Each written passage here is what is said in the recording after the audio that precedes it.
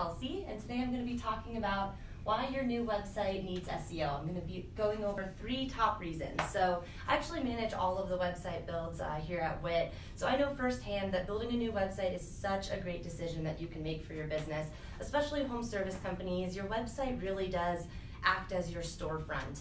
And a new website means a fresh new look. It means a great new modern user experience for people visiting your site on their computers and phones, which means also more leads for you. But what some people don't realize is often building a new website is just the tip of the iceberg when it comes to generating maximum leads with that new site. So of course, here at WIT, we build sites to have a great SEO and optimized foundation, but there's 3 things you need to consider that to really maximize the value of your website by investing in those ongoing SEO services. So let's dive in here. The first one is visibility. So this is definitely a main goal of SEO, is to get you to rank higher in search engines and basically get your website in front of more users that are searching for your specific services.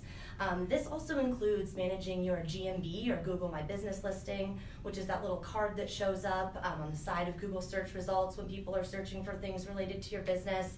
It also includes your Google Maps listing, which are the businesses listed under the Google Maps that show up in search results. So all different kinds of places that SEO helps get your website visible. And that visibility leads us into our next point, which is traffic. Traffic is basically the number of users that are coming to visit your site. More visibility means more traffic, and obviously the more traffic you have, the more leads you're getting. You can have the cleanest, most modern, conversion-focused website, but if you're not getting that traffic to the site, you're not maximizing it to its full potential and getting maximum leads. So those 2 things are huge focuses of ongoing SEO, and definitely big things you want to consider. Now the last one is maintenance, and this is one people don't really think about when they think about ongoing SEO, but it's so important.